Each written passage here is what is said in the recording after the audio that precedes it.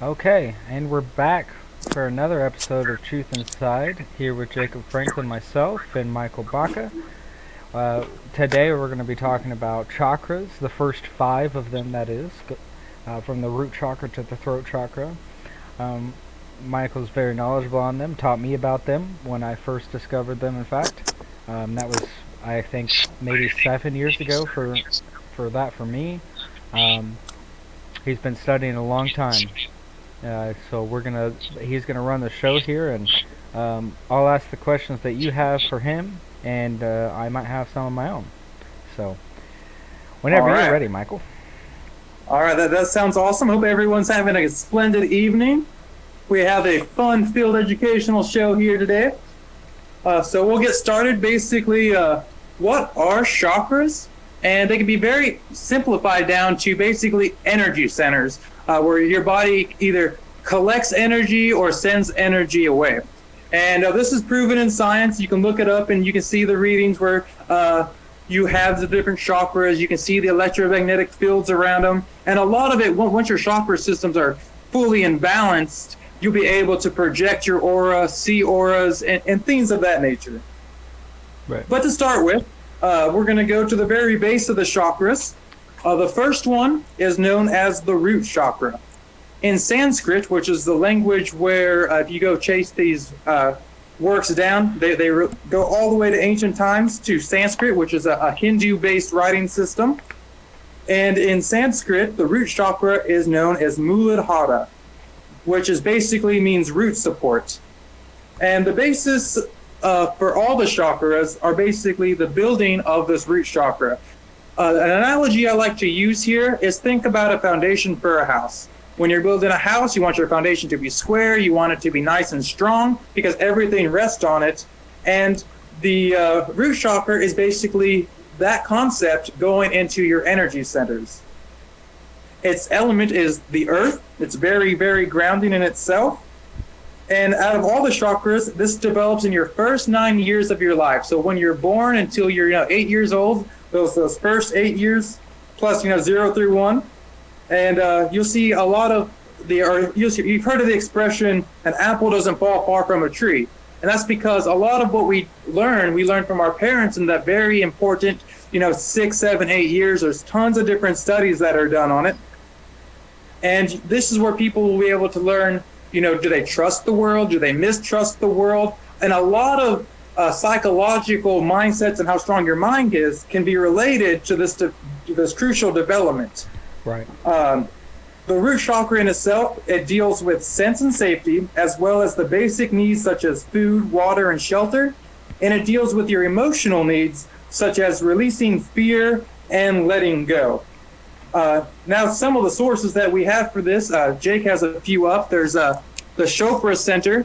The Chopra Center is actually from a guy named Deepak Chopra, and if we're lucky enough, he's actually written a book with one of the professors out of the University of Arkansas in Fayetteville, and every now and then he'll come through there and do interviews and stuff. So if we ever have a chance to catch him, Jake, he's really, really cool, and there's several people that are in this area that are just some of what they're considered like the world authorities on some of these subjects.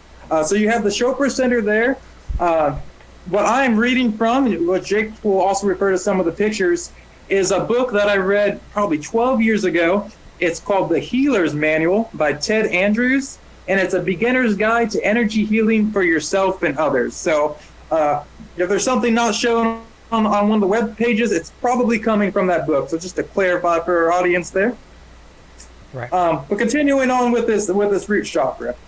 So like I said, basically it's your foundation. And if you are out of balance in this chakra center, it may cause things such as anxiety disorders, fears, and nightmares. It may be behind or cause the behavior such as possessiveness and bullying.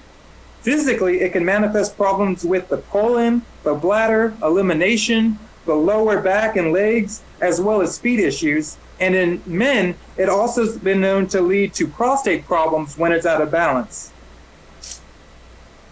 Now, several things that control it are glands. If we go ahead and look at that picture I sent you from that book, Jake, the one with the two humans next to each other, the two outlined humans, Yes. you will be able to see on the bottom there, the root chakra, the glands that it basically has authority over are the gonads and ovaries. And as for the spine, which is the second picture I sent you, you'll see the base chakra, which is another name for it. Root is probably the most common, followed by Muladhara, but some people also refer it to the base. And in there we see it deals with the fourth sacral on your 32 vertebrae that go to the top of your head. So that's where it will actually manifest. So people with like a lot of really lower back pain or like base of the spine pains, that is some of the physical manifestations when your root chakra is out of balance. And then let's see, from there, when it is in balance, it can do things such as stimulate vitality, which can lead to longer life. It can open awareness, ease fears. It can stimulate kundalini, which kundalini is basically as you progress through all of this and open each of the chakras up, it will allow you to do things such as, get clairvoyance, clairaudience. A lot of psychic abilities are related to this when you're dealing with some of the higher chakras, such as the third eye and crown chakra, and more things related to this. But the question is, I'm sure what we're wanting to know, is how can we balance this and help out the root chakra? And there are several ways that this can be done. Which, while I'm thinking about this, Jake, did you get the picture that has the table of correspondences that has all the chakras and the mantrams with them? It should be green highlighted book page. I did not get that. I only have the 2 book pages. All right, let me send this to you real quick. Yep, no worries. All right, it is being uploaded. But what a mantram is basically the one that most people are familiar with is the one for your crown chakra, which is the Om. It's a very, very, very famous. You have the Om symbol. You'll see a lot of people who study Hindu beliefs. But for the root chakra in itself, your mantram, which is the vowel you're working with, is Lam. That was a little high pitched. It should have been a little lower than that. But it's very, very interesting. You can sit there, and typically what I like to do is if I'm listening to a root chakra balancer or frequency program, I'll be saying Lam while that program is going on. Gotcha. Other things that are known to help out and balance your root chakra include smoky quartz and red jasper. For aromatherapy, sandalwood and wisteria fragrances. Energy healing works extremely well, such as Reiki. Instruments that can help are bass-toned and percussion-based instruments. And as a mantra, which is a little bit different than a mantra, and I guess you could say more common phrases in the United States are referred to like positive affirmations. Right. And the mantra or affirmation that I like to use personally for this is I release all that does not serve my highest good. Sitting there in a meditation, I can say that 3-9 times depending on how much I'm feeling I need it. It is such a relaxing ability. And the last way that we're going to discuss on how to go ahead and balance and help the root chakra is playing 432 hertz. Okay. Which, Jay, could you bring up that the hertz page I sent you? Yep. I'll be linking all this in the description as well, so if you wanted to pull it up yourself and give this a listen with your own headphones, not through my system, you'll be able to.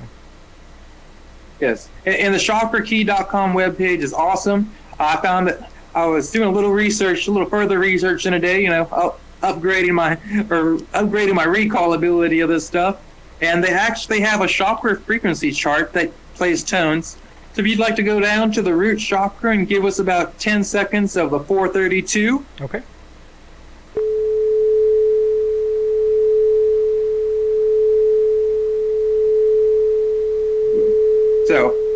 there is what 432 hertz sounds like. If you go to YouTube, you can type in like root mantra or root chakra frequency meditation, and you can find multiple things that will have frequencies at 432, and they'll play anywhere from, I've seen, 15, 20-minute ones to some that will last a full 8 hours sleep. Right. I've used some myself. Right, and they work wonders. So if anyone is feeling like they may be out of balance with the root chakra, I recommend trying some of those ways to balance and help it out. Before we move to the sacral chakra, Jake, do you have any questions? No, I'm just going to let people kind of see here on this page that I'm going to be linking later. It kind of shows you imbalances in the root chakra. It's a general, set of things that you could experience or may experience. And he kind of touched on it, but for anyone missing, I left this up for just a few seconds more so you could get a good second to read it. And now we can move on. So all good, sir? Yes. All right, cool. Our second chakra up, which if you'll bring up that picture form, it's should be an orange-colored, I've got lovely flower. This is known as the sacral chakra, also been commonly called the spleen chakra. In its Sanskrit meaning, it's svadhisthana, and in translation, it means the dwelling place of the self. And this deals with creativity and sexuality, and it typically develops, between the years of 9 through 17. And I always find it very interesting looking at these ages of development, because, a lot of us will go through some, our first sexual experiences, early high school, mid-high school, getting out of high school, and that's dealing with, in the same time frame as the sacral chakra being developed. Gotcha. It basically is also going to deal with procreation, gardening, artwork, music, geometry, and any other field that we're dealing with creativity. So any field you're dealing with creative expression, whether, like I say, you're making clay pots, if you want to go out there and have a garden, anything that helps you be creative in whatever way. Some people are artists, some people like to knit. All of these are related to the sacral chakra. Now, its element, unlike Earth that we saw in the first one, this element is dealing with water. So you can also use water to help balance it out. But if this chakra ever goes out of balance, it can lead to arrogance, lust, vanity, mistrust, and a sheeple mentality. Basically, hey, the crowd's doing it, let's go ahead and do this too. It also has to deal with a lot of worrying about what others think. And physically, it can deal with things such as your adrenal glands messing up, your reproductive system. So if for like in females and stuff, there's even been studies that link it to like miscarriages or not being able to become pregnant in the first place. It can also have negative effects on your spleen, your bladder, your pancreas, and kidneys, like kidney stones, and any other thing that deals with detoxification of the body. So if it's out of balance, you can see a lot of those symptoms, or a lot of those areas that I just mentioned, start becoming problematic. The glands that it deals with specifically are your adrenals, your spleen, and liver. Going over to the that chakra system picture that I showed you. And then the one over dealing with the spine, we can see that the spleen, or the svadhisthana chakra, also deals with the first lumbar.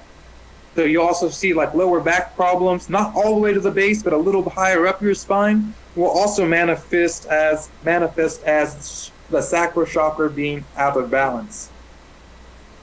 But when in balance, it can lead to feelings of wellness, abundance, pleasure, and joy, and you just feel like you're in the top of the world. You're basically in the zone. You'll be very confident with your sexuality, your sex life, and you'll be able to have, like, if you're having like a writer's block, you're probably out of balance. But if you're able just to be like bam, bam, bam, and have that creative flow going, your sacral chakra is probably nice and good in balance.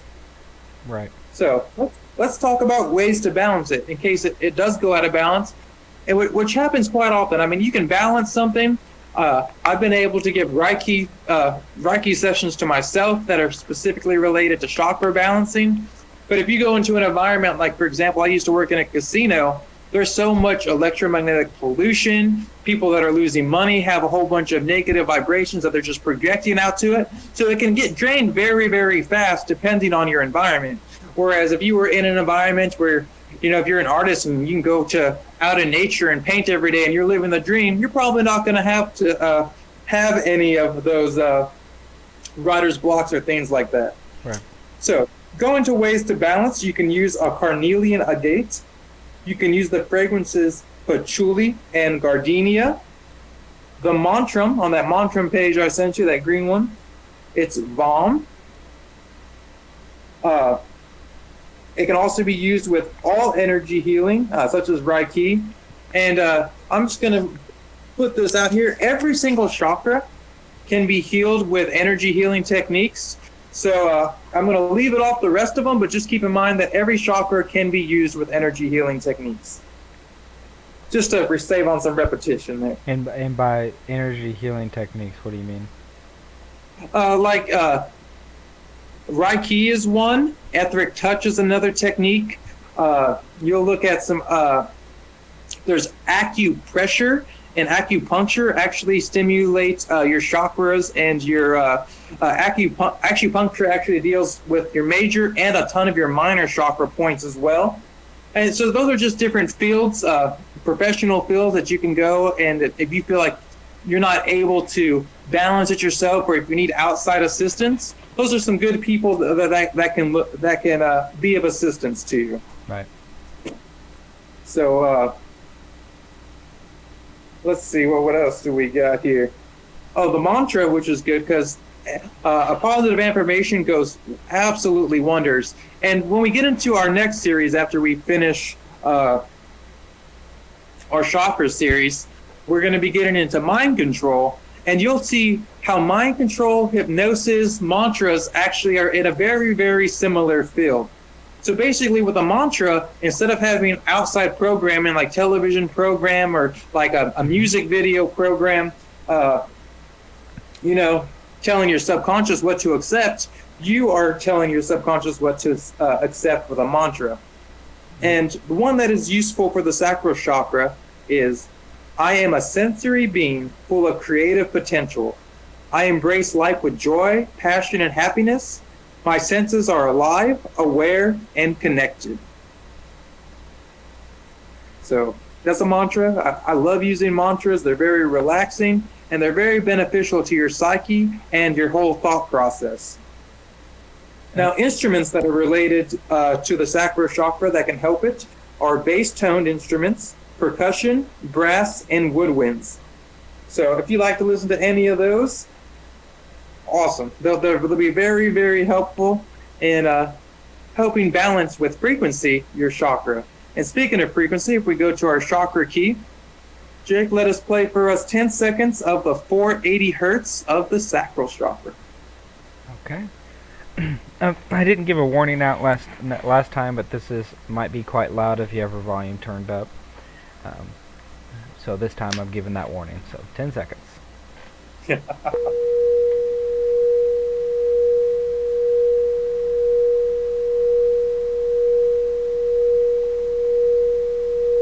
All right. Perfect. Pretty relaxing. Felt good to me, man. I feel like this is just for me. I don't know. Hey, man. I'm glad to help whoever can be helped. But like I said, this is a great page, and it's a great reference where if you're feeling like you're out of balance, or sometimes what I like to do is just listen to the different frequencies and see how I am reacting to each frequency. Yeah, just, really feeling it out. Getting a full So you have any sense. questions? Do you have any other questions for the sacral, sir? No, I do not. All right, that will take us. What about in chat? We have anyone in chat that has any questions? No one in chat that has any questions at this time. Okay, this will take us to the solar plexus. Since we were just talking about feeling it out, there's not a better chakra place to feel it out than the solar plexus, which is our intuitive center. Its Sanskrit name is Manipura, which translates to seat of gems or city of jewels. So, pretty significant. This is tied to clairsentience, general psychic energies, and intuition. It can reveal the talents and capacities of other souls. It can open attunement to the influence of nature's elements in our lives as well. And this will develop between the years of 18 and 26. And like I said, I always find it very interesting because this is typically a time when a lot of us are graduating high school, deciding if we're going to go into college or the military. A lot of us start traveling, leaving the home, becoming our own person, using that intuitive sense. And it just lines up so perfectly with how humans standardly will develop. I mean, not all of them. Some of them are not super smart, and they'll be done with school at 12, 8 years old, and Right. all that fun stuff. Right. The element that deals with the solar plexus is fire, which makes perfect sense. I mean, it's intuitive. It's learning your own nature, so definitely makes sense that we have a fire element for the solar plexus. When the solar plexus is out of balance, however, it can lead to isolation, planning but not manifesting, narrow-mindedness, judgmental, and mental bullying. It can cause physically ulcers, intestinal problems, Crohn's, and psychosomatic diseases.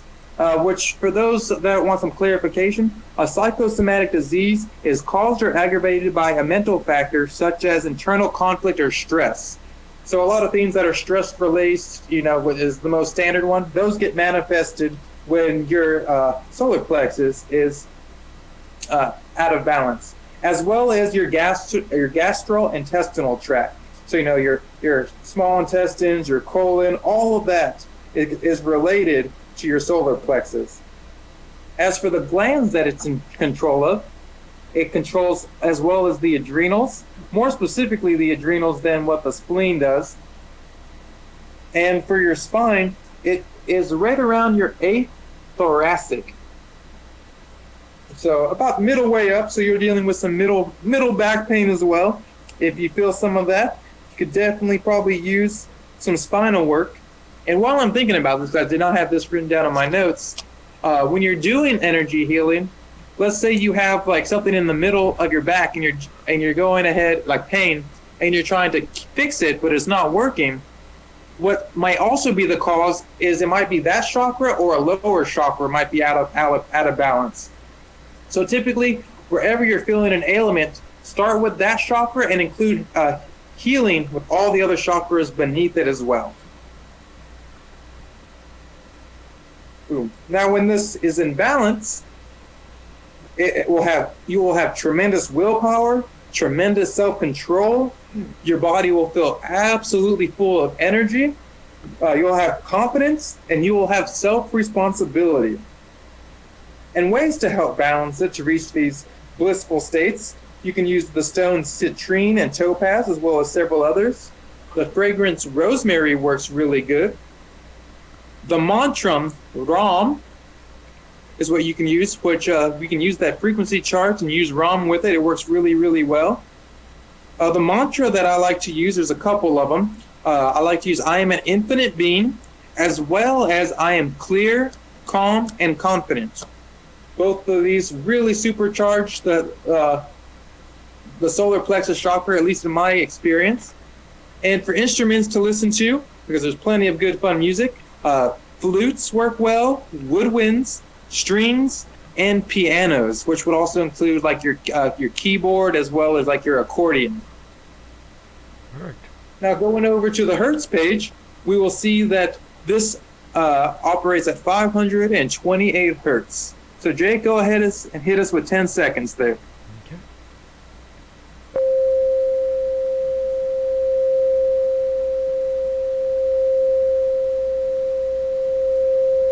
All right. So, and I recommend everyone if you have a chance to go and listen to each frequency for a good, 60 seconds to maybe even 5 minutes, and you'll be able to get a real good feeling on how that affects you. So, Jake, do you have any questions on this chakra? I do not have any questions on it. Nope. All right. That will take us to our fourth chakra, a very, very significant one, and it is the heart chakra. In Sanskrit, it is known as anahata, which translates to unstruck. Your ages it typically develops is 26 through 34, which the higher 30s were always very interesting to me because you typically see people, like 30, 32, 33, some older, some younger, but they go through what is typically called a midlife crisis. And how I look at this, but also thinking about the development of the chakras, is if, say, in your intuitive sense, you went and started doing, you weren't following it, and you had parents that, wanted you to do X, Right. What am I thinking of? Work. What? Field of work. The I know there's a profession, better yeah, word for it. doing what profession you Well, thought would appease other people. Yes. And you'll see it typically with something like this is when you'll see it happen, because when your heart chakra develops, you're really trying to learn about yourself and what you really, really want. And if you're working in a field or if you're in a relationship with someone that doesn't meet the highest goals of your inner self, that's when you'll see this, midlife crisis come into place and be like, oh man, I can't be with this person because of this, this, and this. Or I don't like my job anymore because it causes, X, Y, and Z. Right. And this chakra, it deals with mediating the centers of all the other chakras. So it's the center point, because when we discuss all 7 of the major chakras, there's 3 above and 3 below.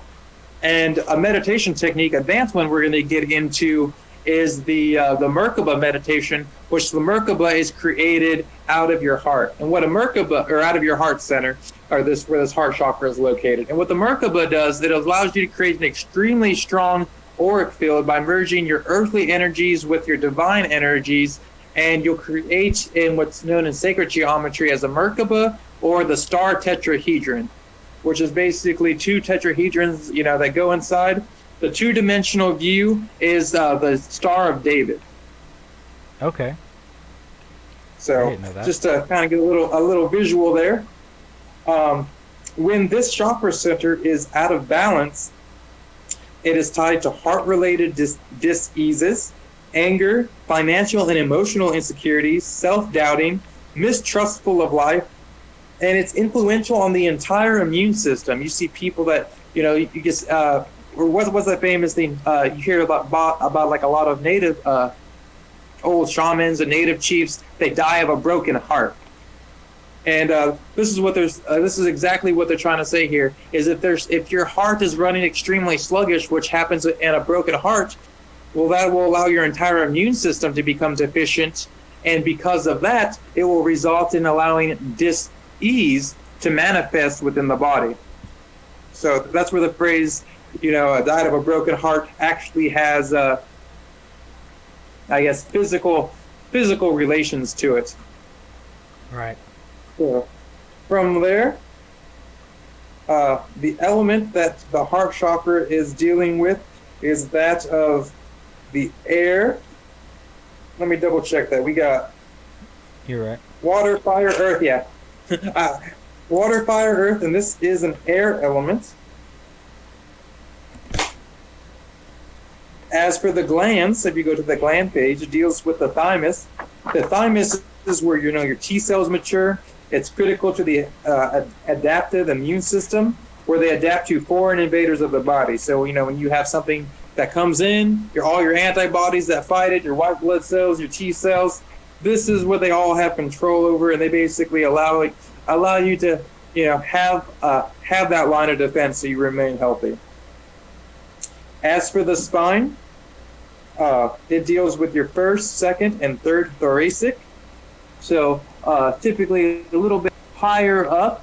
I like to think of it as like pain that happens, between the shoulder blades, and a little bit less than that. Now, when this is in balance, it opens us to deeper forces in plants and animals, awakens to knowledge of the sentiments and disposition of others. So it basically really allows us to see another person's shoes and their perspectives.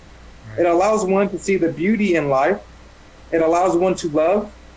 And it helps one to transcend the ego, to reach that state of, egolessness. And ways to balance. You can use rose quartz and tourmaline. You can use rose fragrances. The mantra Yam works extremely well.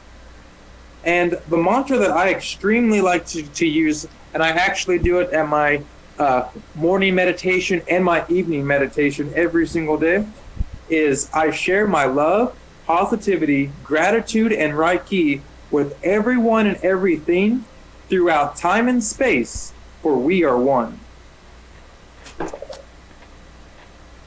I pulled up I let that one sink in for a little bit. That one's beautiful.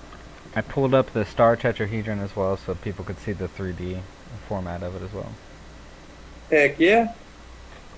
As for the instruments for the heart, you're dealing with harps, organs, flutes, wind chimes, and all string instruments.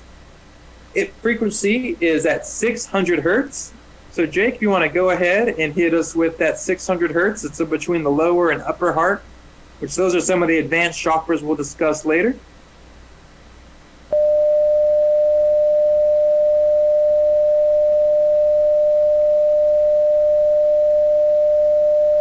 All right, so there's a little preview of your heart chakra and the frequency that it likes to, be within. Jake, got any questions, or does anyone in chat have any questions? No questions at this time. We're good to continue forth. Again, I leave stuff up for a second more before we go forward, just so make sure you can read it and follow along. And now we're good. Now we are good.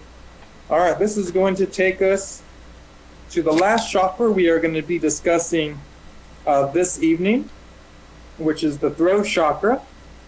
In Sanskrit, it is known as Vishuddha, and it translates as purification.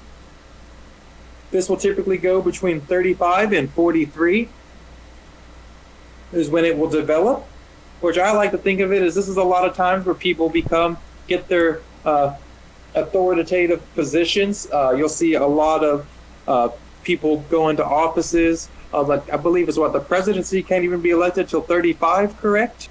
Right. That's right. So, which, once again, it's perfect. I mean, you're developing that ability to communicate with the American people for the most part, if you're in that age, or you've already developed it if you're past that age. The throat chakra deals with creative functions of the mind, communication, and authentic expression. So basically, it allows one to be true. Physically, it deals with the thyroid, the parathyroid, the jaw, the neck, the mouth, the tongue, and the larynx. Its element is ether or space. And these are considered the 5 lower chakras. And as you notice, we have the 4 elements and what a lot of people like to consider the 5th element of ether. And they cover the first 5 chakras that we are going to be discussing. The glands primarily are the thyroid and parathyroid that it has authority over. As for the spine, it deals with the 3rd cervical, which is going to be related to your head, eyes, ears, face, sinuses, and throat. When this chakra is out of balance, you're going to see respiratory, thyroid, parathyroid, esophagus, mouth and teeth, bronchial, and voice malfunction. It can also allow for clinging to traditions, trapped by fixed ideas, so basically not allowing someone to learn, change, grow, and expand. It can resist, changing. It can produce melancholy. It can cause one to be authoritarian, and it can also allow one to be slow to respond.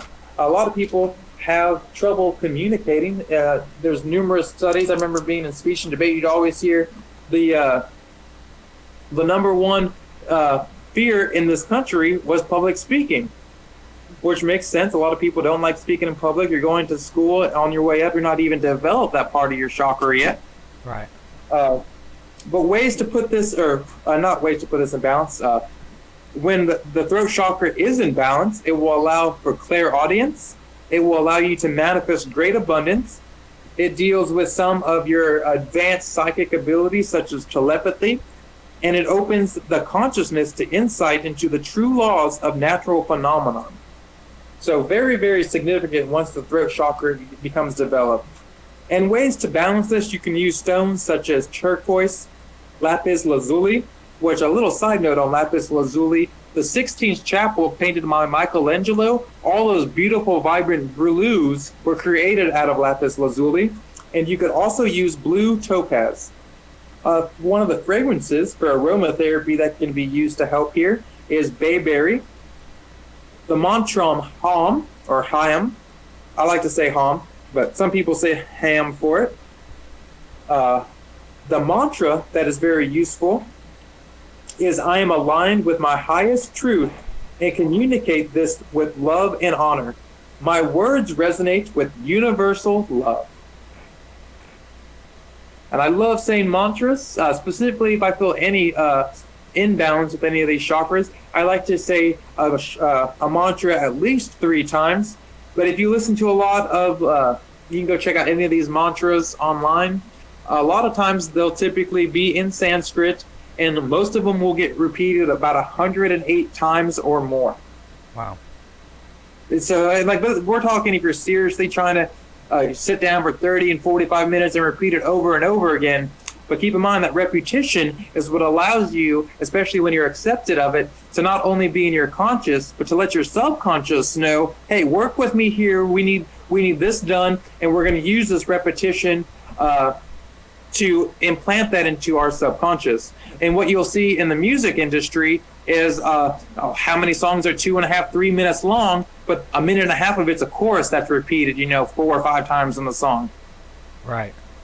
And then that's to get people, especially when you're singing it, because when you're singing something, your subconscious is like, oh, I'm accepting this. So even if you're singing words that have a very negative, disruptive nature on you, by you singing it and repeating it, you are accepting it, and you're allowing your subconscious to say that it's okay. And when we get it, like I said, when we get into this whole mind control, the symbolism with Project Monarch, Project Bluebird, Project Pegasus, MK Ultra, Project Paperclip, we'll be going into depth and really seeing how the mind functions, so we can weaponize ourselves to, weaponize ourselves in a defensive weapon to say, hey, I don't want to be programmed in any negative way. And when we see this, you'll start seeing all the negative programming that the mainstream media projects onto the masses. I had to go off on a side tangent there, because I'm really excited about our mind control series as well as the chakra one. Yeah, and no, that's very good. That's exactly, we need to know about ourselves to defend ourselves. You can't defend yourself if you're not there. It is true. Which I don't know, a stone or two ago, the heart chakra, actually the last one, was tourmaline.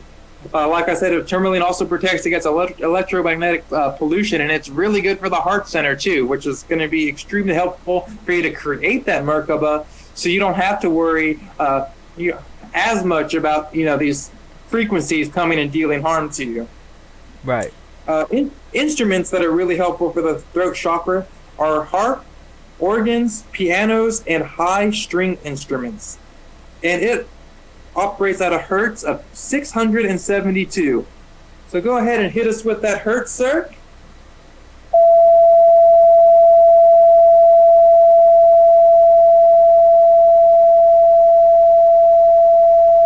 I love it. Good one. It's just so nice learning about all of this. Do you have any questions about these chakras, sir?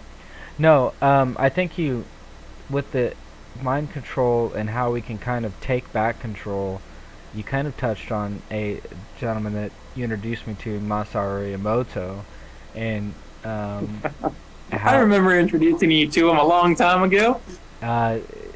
That introduction in Masaru Emoto is why I am sane and able to communicate today. I had a little bit of a slip and had some trouble with pretty much every one of these chakras myself.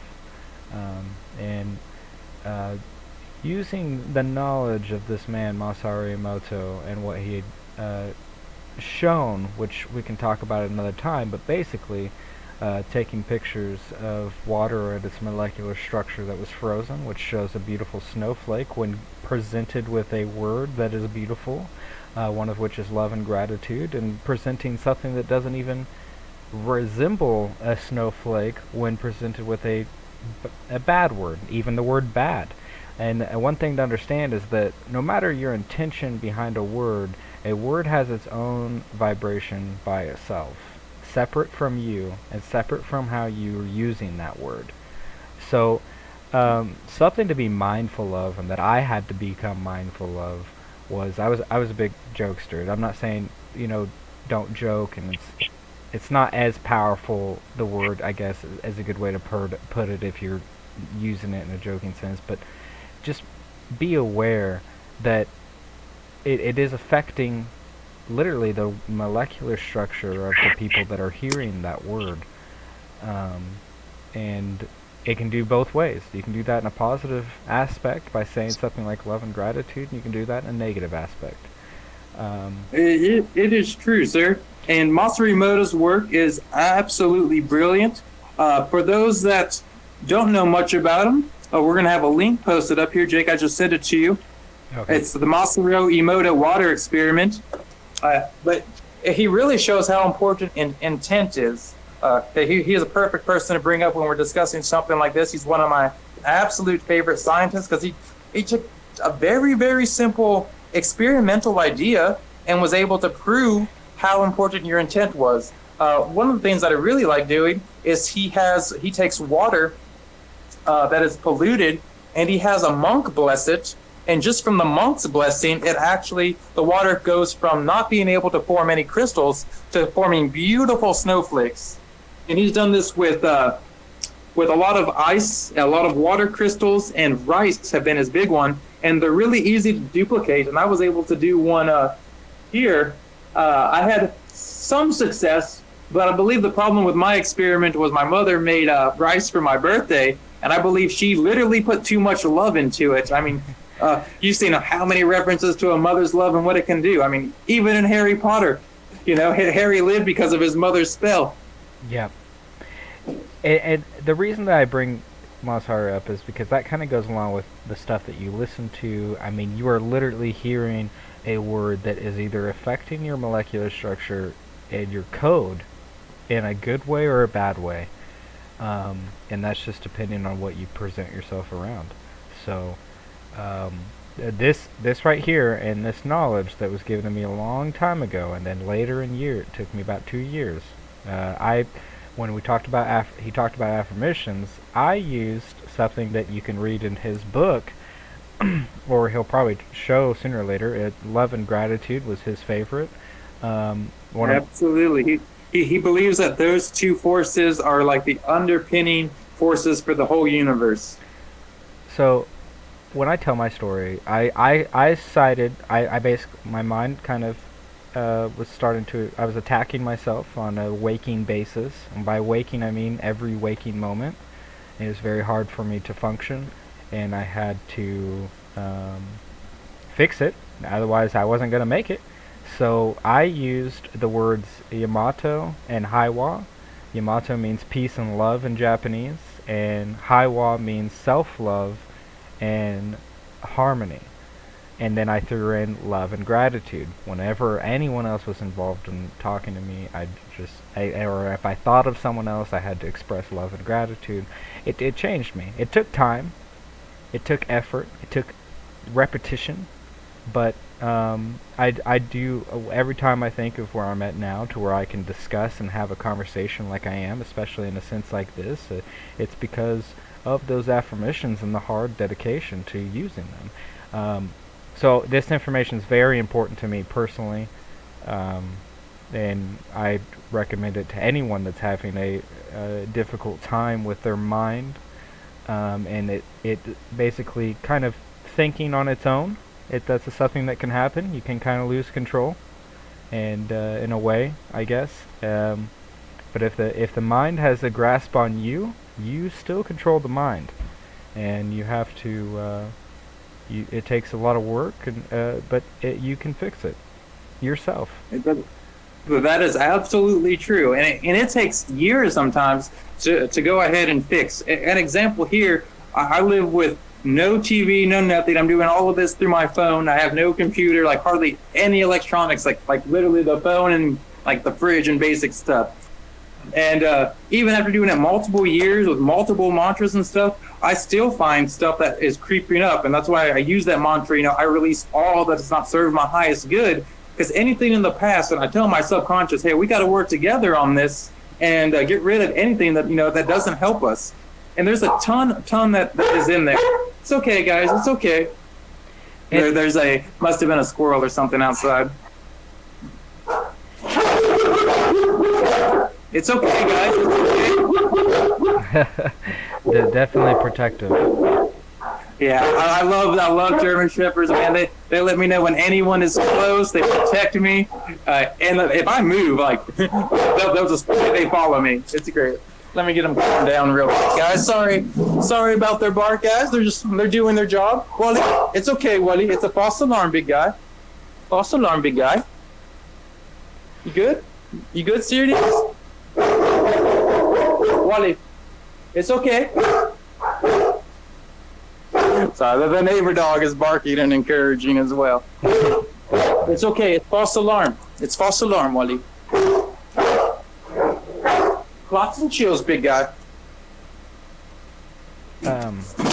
He's learning his chill command slowly. Wally. Basically, I will say what I did was when I first started with reciting these affirmations that I chose that worked for me. And that's the best way to do it. Is find something that resonates with yourself. Right. I give examples for each of these as a starting point, but feel free to change them up and do something that is that resonates with yourself. It just feels good, what's feeling right. And what I did was it started out every waking moment, because every waking moment felt like an attack on myself, so I had to combat it with every waking moment to do the exact opposite of reciting these two words. And it felt, a little nutty, I guess, is a good way to put it for myself. That's what I thought of it, but I did. I kept going. Every waking moment I would hit these words as soon as I woke up till I fell asleep, and then slowly, because if I didn't, the attacks would just come back, and slowly that started spacing out, where every time I felt a kind of a rise in a different emotion of like kind of anxiety, I guess is one, and stuff like that, I would go back to reciting these two words over and over again, and then that slowly turned into something that is now, this is 5 years later, is now a rare occurrence. Like, we will always be thrown with temptations to let the emotions or our thoughts take back control, and that may continue for I don't know how long. But it doesn't mean that we have to let it anymore. Once you've got a grasp on that, yes, I do control this. I control every aspect of my body already. If I want to move my hand over here, I can move it. I can do the same thing on the inner side, and so can you. And it's a mindset change that you have to do for yourself. And I can talk for myself personally. It took it was 2 years of doing this on a daily basis to get, and that's just what worked for me, and how long it took for me. That's a personal, individualistic path. So it may be in one night for you. Who knows if you're having these troubles. And there's always things to help without it in life, I mean, some things take forever. I've been working on this for years and years. And still, I'm like, well, I can do better, with X, Y, and Z. For example, on my steering wheel on my vehicle, I actually have a Post-it that I have on there that says, I take positive action. Because one of the biggest things struggles that I'm still dealing with is sloth. And in order to overcome it, I'm forcing myself, hey, I need to go ahead and take positive action. I don't need to sit around. So doing stuff like the show, training my canines, doing the garden work, it is slowly allowing me to completely overcome that. And I know if I keep working, one of my what I consider few big hurdles is going to be jumped for sure. Right, right. And it, just know that no matter what, and if you're feeling any of these symptoms of an imbalancing, or you're having any struggles and whatsoever, uh, most people have, and most people do have. You're not the only one, and you never. There's a way out. There's a way to fix it. You're getting. There's ways to find the tools needed to fix it. Whether those tools be in yourself or some bit of information that you lack. And Which speaking about this, is anyone that's out there that could use some extra positive energy, just drop us a line in the comments section. I have my Reiki certification, and I will send some Reiki. Just let me know a name so I can direct the Reiki to that person. yeah, if you feel more comfortable to directly message us on Discord or through YouTube or Twitch, I don't know, however you want to do it, but this is the main reason that we're here, is to help. The core of the reasoning, because, and with me, I want to say anything and everything that I can think of that may possibly help a person that needs it, because I needed it and people did that for me. So I have to. It's just a return the favor thing, It's not anything but that.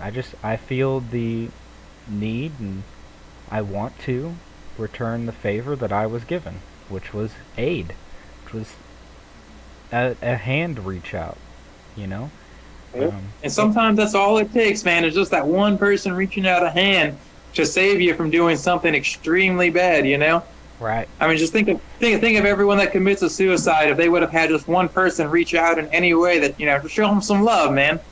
Especially in a world that has a whole bunch of negative frequencies pointed out to us. And this is where I'd like to take the conversation, is the Project Yourself link. We've been talking about the hertz all the way through, and standard music is played on 440 hertz. So, Jake, let me know when you got that page brought up. We'll read a few paragraphs out of it. Yep, I've got it. All right. And you'll see there's multiple sources and articles that all say the same thing or similar things about how destructive 440 hertz is. So as it says here, most of the music around the world has been tuned to 440 hertz since the ISO, or the International Standards Organization, endorsed it in 1953. The recent discoveries of vibratory or oscillatory nature of the universe that happened recently show that this contemporary international pitch standard may actually generate an unhealthy effect or antisocial behavior in the consciousness of humans. If we skip down a few paragraphs, they say there is also a theory which says that the change from 432 to 440 hertz, was actually dictated by Nazi propaganda minister Joseph Goebbels. He used it in order to make people think and feel a certain manner, which, like I say, once we get into Project MK Ultra and things like this, we'll see why there's a mind control setup that's being set up here in not only the United States, but in the world. And then later on, it says somewhere around the year 1940, the United States introduced 440 hertz around the world, and finally in 1953, it became the ISO 16 standard. So what is 440 hertz in fact? 440 hertz is, in fact, the unnatural standard tuning frequency, which is removed from the symmetry of sacred vibrations, as well as overtones, which also has declared war on the subconscious mind of Western man. In one paper, which is entitled Musical Call Control, Dr. Leonard Horowitz, which he's a fairly famous scientist, he wrote, the music industry features this imposing frequency, which is hurting populations into some greater aggression, psychosocial agitation, as well as emotional distress, predisposing people to some physical illness. And if you can look at studies, you'll see studies just show, from people being out in nature compared to having these frequencies, constantly at them, you see, more attacks, more depression, more anxiety. I mean, a whole slew of mental conditions that are becoming much more prevalent. And it's very interesting. I mean, if you like the article says, all you need to do is go out on the street and look around you. What do you see? School kids, young adults going to their workplace, a woman pushing her baby in a prom, a man walking his dog, and what's every one of them have in common? iPods or MP3 players. Ingenious, right? I love the sarcasm there. There's also a little clip from Nikola Tesla that this links to. Yep. And this is basically what we've been talking about all the way through, is how the importance vibration is. If you go to the second alchemical principle, it specifically states that nothing rests, everything moves, and everything vibrates. And I mean, Nikola Tesla talked about the significance of frequency, as well as numerous authors throughout history. Well, and if we go farther down, we go to Confucius. I mean, just to show you some of the more ancient thoughts here. He says, if one should desire to know whether a kingdom is well governed, if its morals are good or bad, the quality of its music is going to furnish the answer. So, pretty significant thing from Confucius. For those that don't know too much about Confucius, is he's one of the four major players in Taoist thought. He's also one of the four writers. When I say Taoist thought, there's a book called the I Ching, and he's considered the last writer. He wrote, I believe, I remember off the top of my head, the commentaries of the I Ching, which governments such as Japan and several other Asian governments will still actually go and summon the oracle in the I Ching when they're making major national decisions. Wow. Just a little history there. The I Ching is huge. It's actually almost as big as the Bible. I read through it about 10 years ago, and it was an eye-opening. It deals with 64 hexagrams, which are related to your 64 codons of your diribose nucleic acid, and it can actually help you turn on all 64, which can lead to your higher spiritual powers, anywhere from clairvoyance to telepathy to astral projection, to what you see in the media, the whole Men That Stare at Goats movie, that actually has a real scientific background, as well as several CIA projects that were actually learning how to do things such as remote viewing, controlling clouds, and things of that nature. I have a question. Though people could go to the library, and could you find the I Ching at the library, do you think? I haven't tried. I personally haven't known. I know two people that work at the library. I could ask them. It wouldn't surprise me if it was very common in it, just because it's world and historically, it's a very major work. Right. The I Ching translates as the Book of Changes. Yes. There's also what I just looked up I Ching to kind of give people the spelling on it, and there's ichingonline.net. How do you feel about people using it that way? I personally have never used the website. I've actually only read the book myself and have came to my own conclusions with it. But if it's an aid, it would be good. But like I do with all research, if we are researching something, we also need to go ahead and make sure that the source is actually quoting the I Ching correctly. Right. Here's my I Ching right here. I found that I keep it fairly close because it actually has some really significant things, and not too many people know about it. The I Ching I got is from the Bollingen series. It's number 19. It was done by Richard Wilhelm. The translation rendered into English by Carrie F. Baines, and the foreword is by C.G. Young. And let me just see how many pages we got in here. It is roughly a 720. 7 and 27 are always numbers coming out for me, but it's roughly a 727 page book, and it's an eye opener in itself. Oh, interesting. The one that I pull up when I search it just on YouTube pulls up a book preview of 497 pages available. 497, huh? And it also depends on the writing. This writing's actually not extremely small. Like the Bible next door is about half as small as the writing in this one, so that might have a factor in it as well. But it's very interesting. It deals, like I said, it deals with the Book of Changes, and it basically talks about like the current states that you could be in, and what they can change into, and just how the whole universe flows. You know, anywhere from being completely dominated by creative energy to the opposite, which is the receptive energy, which is, you know, your earth energy. So at times you're going to have, like in golden ages, if you go to the cyclic time, the golden ages will typically be filled with a lot of that creative energy, whereas your copper and bronze age are going to be filled more with your receptive earth energies, not as many higher energies, a lot of lower thinking, and things like that. But it's very, very, very interesting. You can learn a lot about yourself. You can ask questions, and then it will even show you when you are creating your own hexagrams, what the next phase is. Like if you're in a certain state in your life, what's the next stage you're going to be going into? And like, for example, I did it one time and I was stuck in stagnation, but stagnation was followed by the cauldron, which deals with abundance, because the cauldron is, hey, I got basically a big old pot of food that's nice and full, ready to eat. Right. So, but we can go into a very, very long discussion just on the I Ching. Right, and kind of what I mean, correct me if I'm wrong. What I think about this, the I Ching, it obviously is a great book filled with information, and the tarot cards or someone that does stuff like that.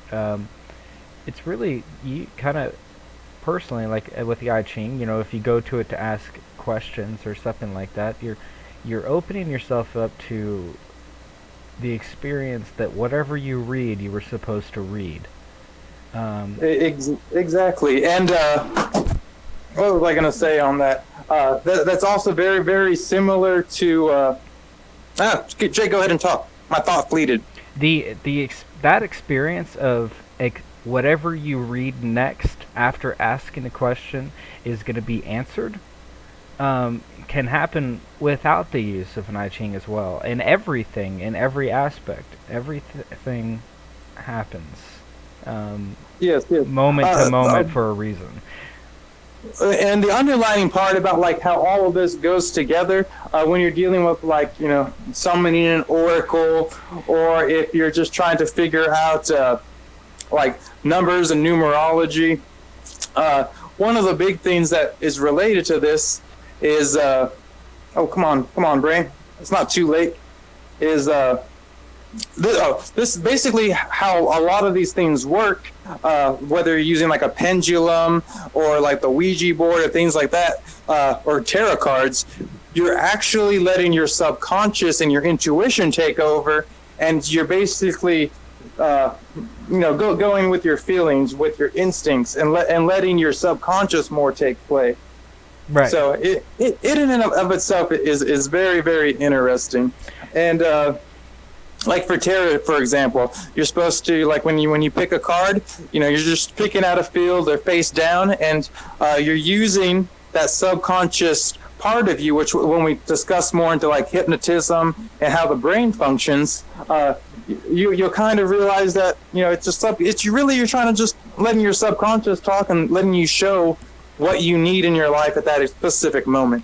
It's opening yourself up to the experience of and to see it in a new light, connecting that subconscious and your conscious state as one. And one thing that definitely takes experience with is your interpretation of the card, of its feeling, what you're looking at, and that's where experience definitely comes into play, because I've made more than my fair share of wrong. I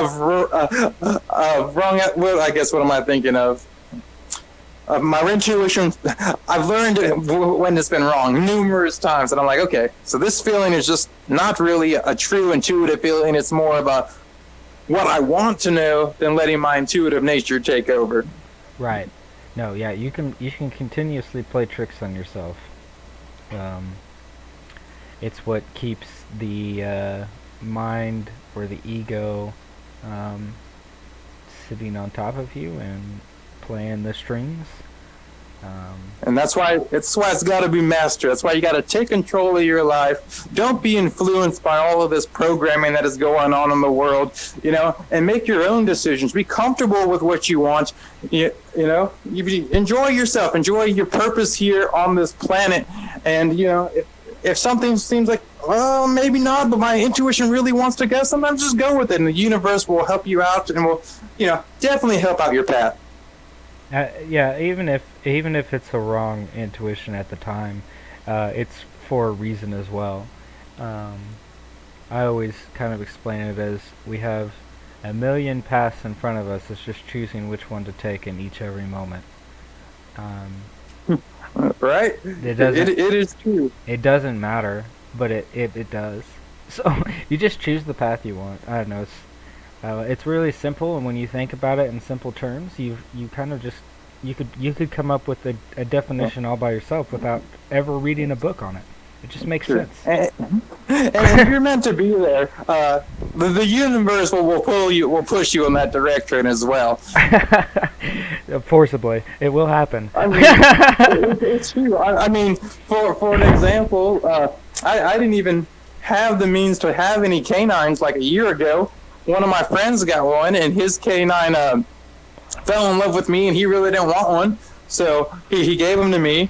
And then, like 3 or 4 months after that, I got a second canine, and I was like, well, might as well go get me a girl too, and just start my life working with canines, which they've been an absolute joy. I didn't expect to have them, but they keep me on my toes. They really set like the groundwork for being, a future father, always taking care of them, cooking them meals and whatnot. And I'm beyond grateful that I have 3 of them now. No, it's amazing what comes when you just. The thing is, I guess we have those millions of paths in front of us, and we can choose one. We can also not choose one. Something's still going to get chosen. Understand that. And in the I Ching, when you're just sitting there and not choosing stuff, that's the hexagram that's related to stagnation, where it's just like, I'm just gonna kind of stay my own. And sometimes stagnation is needed.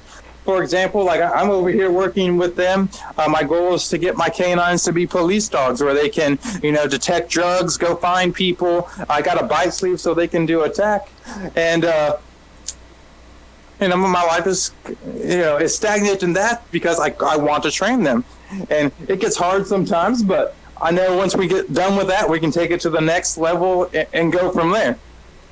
The real sense of everything that we're talking about right now is you're always going to end up right where you're supposed to be. If you're watching this right now, you're exactly where you're supposed to be, where you want to be. It's not even where you're supposed to be. It's where you, somewhere in you, desire to be. It is true. And one of my favorite people that every now and then I'll either do my own yoga flow or I'll watch a yoga flow. And if you guys want to learn a little yoga, there's a girl who does boho. Her name is Boho Beautiful, and her YouTube name. And at the beginning of every video, that's exactly what she does. She goes, "You are exactly where you're meant to be." Boho Beautiful. First one to pop up. She has multiple. Her yogas are very nice. Some of them are tough. I mean, I'm not gonna lie. She's a girl, and some of her flows, I breathe hard by the end of it. So, but they're great. If anyone's interested into yoga, it's a great way to stretch out the body, work the body. And on the topic for chakras, there's actually every single chakra has a set of poses that relate to it. Right. For example, one I could think of off the top of my head, for the throat chakra, which was the last one that we just discussed, you actually do a shoulder stand and hold it for at least a minute. So, the throat chakra, that stand I've done, it's where you kind of put your feet up in the air and you're kind of laying your head like on your neck almost.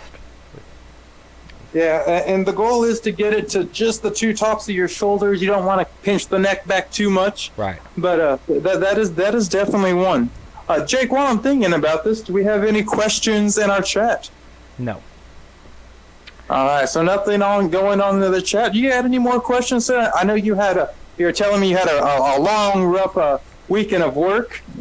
Yeah, no, I don't have any questions. I do have statements.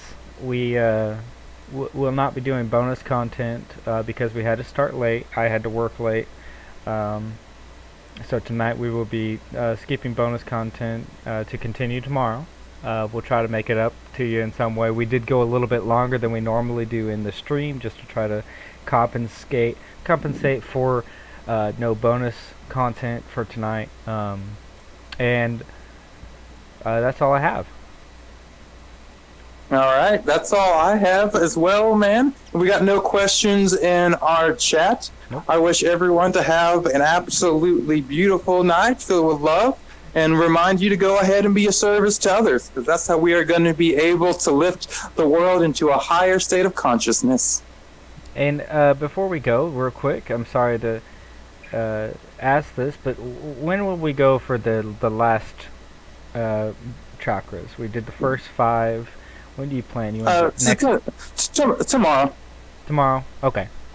So yeah, we'll finish them out. That should bring us about. We'll see the time frame. I might add 4 more chakras. We might cover 6 tomorrow. We covered 5 tonight. Right. Because I want to discuss the soul seed, the earth seed, the higher heart, maybe the lower hearts as well, and your soul star. Okay. But potentially, those are some of your not as common chakras. Most people have never even heard of them that know about chakras. Right. So that's probably where like I said, we're gonna finish this. Will be a 2-part series, I guess. We'll finish up tomorrow, and then that will take us into Wednesday, which we wanted. We'll see what tomorrow brings for what we do on our show. My goal is to finish this series tomorrow, and then guys, it's okay. And then when we do the show Wednesday, we can go ahead and start our mind control stuff. Oh, that sounds fun. Yeah. Okay. Let's do it. Does anyone in chat have any questions? Nope. Are all good? So thanks All for right, stopping man. by, and we'll see you soon. All right, everyone have a good night. Much love.